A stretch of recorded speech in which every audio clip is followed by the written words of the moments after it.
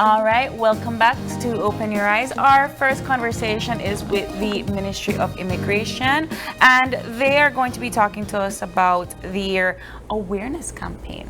Yes, and joining us on the couch we have Miss Dana Blades, and she is the director at the Nationality and Passport Department. Good morning. Good morning to you too. And joining her, she has Terrell Green. He is also a clerk over at the Nationality and Passport Department.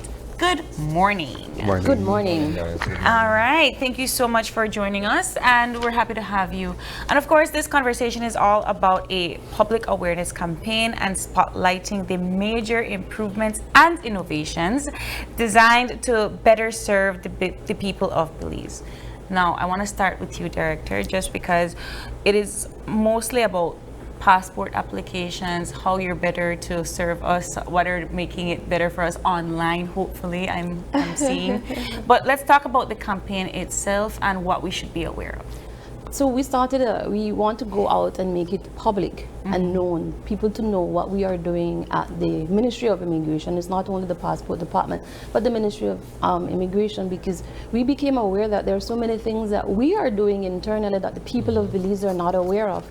And the more you are aware, the better informed you are, especially when you come to our department and you're approaching us for the various services. We want them to be informed. So what are some of the key points that we should be taking away from this awareness campaign?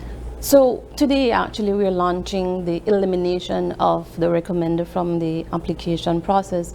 As you all know, that was an integral part of the application. Yeah. And we have received numerous times, it becomes a little bit burdensome because remember, we don't only have people here in Belize, we have people in the diaspora. And especially those in the diaspora, it was an outcry because finding a Belizean that you've known for this amount of time sometimes became a little bit tedious. There were times it was a subject of fraud. So we decided, let's revamp the process. Yeah. We did not do it without ensuring that there are other procedures to safeguard the security and the integrity of our passports. So as of today, there's no need for you to fill out that section 7, which is the recommended section of the application process. What we have put in place is the integration of the Vital Statistics Unit database. Okay. So now we have that online verification. You know, when you're bringing in that birth certificate, we used to do a physical examination of that paper. And sometimes it was not to our benefit because bad actors are out there and they know how to defraud the system. Now we're not only relying on that, we can rely now on the source, the database that has all the information. We're also integrating Social Security into our process. We're in the testing phase of that. We've also invested, I call it the investigative tool of the passport system. It's an automatic biometric information system whereby that's able to detect and compare your biometrics, meaning your facial recognition and your fingerprints, because you know our fingerprints are unique. So we've migrated the old passport system with the ePix passport. So now we have all that data that we are making a comparison with.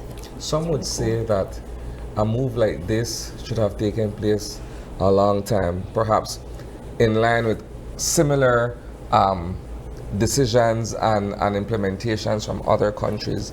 Would you say that perhaps something like this should have been long in the making?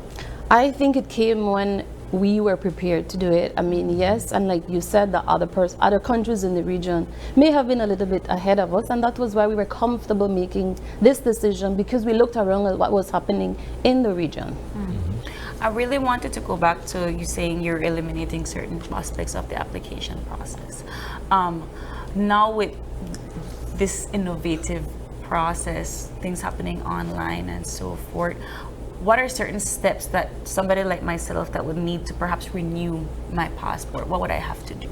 I will have our supervisor from Belize City go through that process with you. All right, so if you are renewing your current passport, the first step is to go on the website and set an appointment. The website, immigration.gov.bz. Set the appointment, that will tell you the time and date of your appointment. Keep in mind, when you set that appointment, you may say set an appointment for 8 a.m. However, there are 3 or 4 other persons with that same time, because we need to accommodate as much as we can within a 9-hour period. Right. So you set that appointment, and when you come in for your appointment, you will bring your old passport. You will bring one passport size photo and a complete application form. Because we no longer need a recommender, so that takes that hassle away from the application process. And within 10 business days, you will receive your new e-passport. Nice. Do I still need like a JP to sign my No, photo? that is what we're saying. We don't need that anymore. That process has been completely eliminated. And some people still think that you need a $1.50 stamp for a passport application. I'm not just asked that question. We have passed that far along Okay. since needing that stamp, so Yeah. we are moving forward. I think this speaks to the ease of being able to go through this process now, right? Yes. As you said earlier, Director, it may have been very tedious and time consuming for some, you know, being able to identify someone who can vouch for you in a sense, Yes. and then go to a JP to have that signature, and then go and purchase a stamp. You know, Yes. it's a very cumbersome process if you look at it from that point of view, and this certainly makes it a whole lot more easier. Yeah. Exactly. And signaling what you just said, that is why we're doing the campaign, because we realize that a lot of persons are not even aware with the requirements, because you keep speaking of a justice of the peace. We've eliminated a justice of the peace from the system about, what, a year and a half ago, and people don't even know that. I renewed my passport like 5 years ago, so yeah, leave it at grace. But and that's why I asked the question, because for some of us that don't have to renew our passport for like the next 5 years or so, this is something that's going to be an ongoing campaign, I would Right. imagine. Yes, yes. But speak to me about how you plan to roll out something like this in rural areas that perhaps might not have the technology. Well, in the past, I believe a year and a half, we have been going to rural areas and offering our services to them, taking what we offer directly within the communities, and it has been received very great. Again, removing off the recommenders portion makes it easier. So we in the past too that we did recently, we already start practicing that and having the recommenders portion removed. So you don't need anyone else to support you as a Belizean applying for a passport. You still have to go to the offices in Belmopan and Belize City to do the actual. No, when we go to these areas, we take electronic version of everything with us to these rural areas. So with your biometrics, you take your picture. The only thing that you will have to do is to pick up the passport at the office more convenient to you. So we have district offices from the north to the south, Corozal, Rindra, Belize City, even San Pedro and Punta Gorda. And we do have what is called a mobile system. And it is that mobile system that gives us the capability to go. I mean, we have been in some of the most remote areas of this country. And why? Because we want to ensure that every Belizean has a similar opportunity to access a passport. I mean, a passport is a very important document. I'm so glad It is you said arguably that. the most It important is. document. Well, it is. So I recently, and I think this is where my ignorance comes in a lot, where I've met people outside of Belize that they don't have a passport. You know, they travel around with like an ID or their driver's license, and that's how they get around. But I don't know if there was ever a time in my life that I've never had a passport. And I think that Belize, we actively think of this as the document next to our social security card. We have our passport. And so do we have a large population, of Belizeans that have their passport? Records have shown, I mean, and our numbers are growing. I mean, 45,000 got passports just last year. I mean, that speaks for itself. And you must remember also that we even went internationally. So not only are we locally advocating for people to get this document, it's an identity document, and we all need it.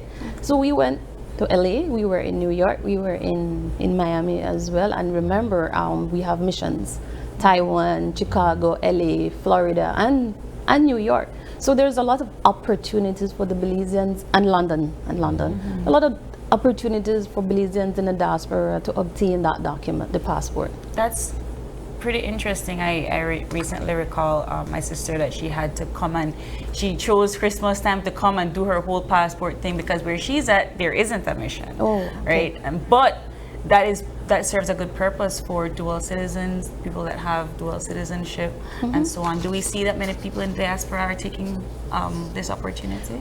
Last year when we went to LA and New York, it was overwhelming, the amount of Belizeans. And it's only because they didn't have the access, or maybe they weren't knowledgeable about how to go about acquiring that nationality for their kids. We got thousands of people, I mean, and it was an overwhelming experience both for us. I mean, we sat there and watched people tear because of the possibility of now getting that passport. There's an argument that could be had where we're saying that perhaps there are as many Belizeans outside of Belize as there are Belizeans here at home. Yes. So when you go into the diaspora and you take on these kinds of activities and what have you, you wouldn't be surprised of the turnout, because every time I talk to people, they're in Chicago, they're in LA, they're in Miami, they're in New York, or and I would want to think that indeed it should be taken advantage of, because if you have kids in the United States and you want them to have their Belizean nationality as well, then it would have been the best opportunity for you to show up and have all your documents and everything and go through the process. I mean, and ever since our return, there has been an outcry for more, and more. But availability, I mean, the team, they work endless hours. And I really do want to thank them, because when we are out there, you should see the impact. They feel it, we feel it, and we love it. So no more large lines outside of the immigration building for their appointments. No. Not I work really close to the immigration department, and every time I pass, I say, man, I'm so happy. Since implementing the appointment schedule, I alleviate that completely. So how do I go about doing that, creating an appointment? Well, you go on the website, which is www.immigration.gov.bz. And the first thing as you open that website, it will say set an appointment. A calendar pops up, you select the date and then the time showing the available time for that date. Select whatever is most convenient to you, and you will receive an email of your confirmation of that appointment. Awesome. And gone are the days where I have to go to the office and get a physical application. Right. Gone are the All days. forms are on our website under the forms tab. This is a proud moment indeed, right? But I'm sitting here thinking, man, I had to go through this entire process about a year and a half or 2 years ago. I know. Why I didn't think about it happen too. then, right? But it's not to think about it, it was because of those instances that made us make these improvements. I mean, even the appointment system is being revamped. I mean, we're now putting kiosks because, like Mr. Green highlighted earlier, there are more than one person. So when you come in, you put your number so you know when it's your turn to go and access the service. We have a whole customer service unit now, because customer service is important to us. We listen. We listen to the cries, and we try to see how we can make adjustment to improve our system.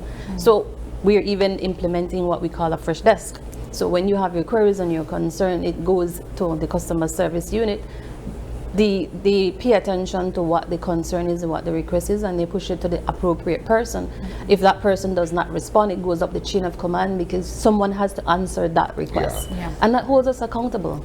I want to go back to one of the points that you mentioned earlier about partnering with Vital Stats and getting that information. Can you give us a little bit more detail about that? So we access it's called a data dump. We get it every month. So whoever goes and register, we have all that information in our system.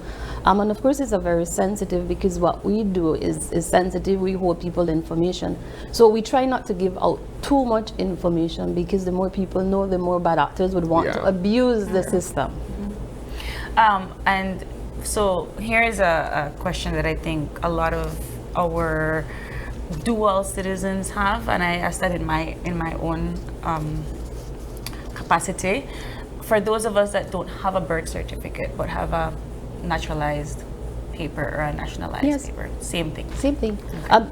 In the immigration department, I say we are the custodian of all nationalities, because we are the ones that reviews the application. The minister is the one that approves the nationalities. So if you have that document, that means that we have a database. So now when you apply, even if you're national, you got Belizean through nationality, we have a database at our fingertips where we can go and verify that nationality. So we don't have to even rely on the paper document that you're bringing, because we have digitized it and we have it at our fingertips. So here's my question, right? So earlier this year, the government floated the idea of a national ID, right?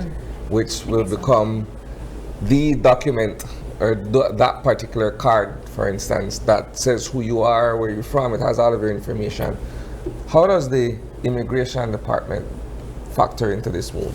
So, of course, we will play an integral part of that. And it's because of our systems that we have what we call an API. We will be able to coordinate with all the other ministries and all the other departments. So there will be some data sharing. What would be the purpose of that ID though? So that you can only have one ID. Yes. So can I use that for in the stead of my passport, in the stead of my social security? I think that would be an option for the user. Yeah. Because I was also wondering that same thing. But so for our viewers and for this awareness campaign, you're starting here Yes. at Open Your Eyes. Where else would you be able to We're find more going to information? on the website. On We the have a website. Facebook page. We have a Facebook page, Ministry of Immigration. It's very active. So We you can even have, follow. I'm so sorry. We even have Mondays where today's the information day. Every Monday we put out a new information. I think last week was the data capture. What to expect when you're coming to take the photograph for the passport. Okay. I think for somebody that perhaps might not be as tech savvy, your grandparents, for instance, and so on, is there kind of like a tutorial per se that they can look at to see what they can expect when they're creating this appointment and getting this new passport? So all the information is online. We don't have another platform as yet, but these are the things that we're taking into consideration because we want to make sure that the service is accessible to every single person. Yeah. Okay. So just for the benefit of our viewers, just one more time, this campaign and where can we see you? So what's the purpose and how can they benefit from this? The campaign is to build public awareness. We want them to know, one, the services that we provide, how to access the services, and more importantly, the requirements, because a lot of times I believe that people are not properly informed, so when they visit the office, they are not prepared. And that causes frustration on both ends, both on the customer end and both on our end. And we want to ensure that those persons that are accessing our service leave with a pleasant experience. So the more information that we put out there, we believe the better informed they are, the better prepared they are when they come into the office. Okay. I'm glad that, again, for me, the biggest takeaway is that there are no longer these long, never-ending lines. You could do business from Corozal without having to come into Belize City or No. from Punta Gorda and so on and so forth. No, there's no longer that line. We do have some updates that we will be embarking on pretty soon. We do know that a lot of people in our country don't use cash anymore. Yeah. So we'll be doing the online payment. That will be a rollout that you all will be soon seeing. We have always gotten these requests for the status of my passport. Is it ready? Yeah. So we responded to that. You'll soon be getting an alert that your passport is ready for pickup because people complain about getting into the ministry and they can't get hold of someone to find out the status of their passport. So we'll be launching that too, where you'll be prompted that, you know what, the passport is ready for pickup. And you tapped on something, and this is just a little teaser because we're working very hard on it. Pretty soon you all might be seeing online application. That's just a little teaser for today. That's good. That's Yes, good. a lot. I've a become lot. very reliant on not having to leave my home. Yes. And so this is all wonderful news coming out of the Immigration Department. Congratulations. Thank and you. of course, final words for our viewers as we wrap up this conversation. Sure, I will take the opportunity if you don't mind. I would like to send some shout out to our minister for supporting, because all these things can't happen if we don't have the support of our minister. Our CEO, Tanya Santos, I mean, she's a wonderful leader, reasonable, reliant, responsive, and very visionary. Without her support, we won't be able to have any of these successes. And also to the staff of the Nationality and Passport who works diligently, hours, weekends, the sacrifices away from their family. We want them to know that we do appreciate you, and without you all as a team, we would not be able to have these successes to tell the people of Belize this morning. Wonderful. With that said, we have a motivational moment for you all before we cut to break.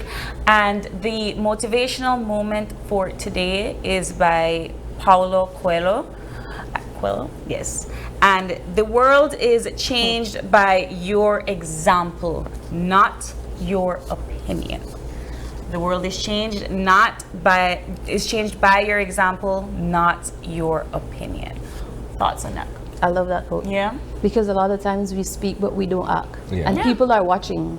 Whether we know it or not, or whether we are aware, people are out there watching and paying attention. We're so very opinionated and very seldom action oriented. Yes.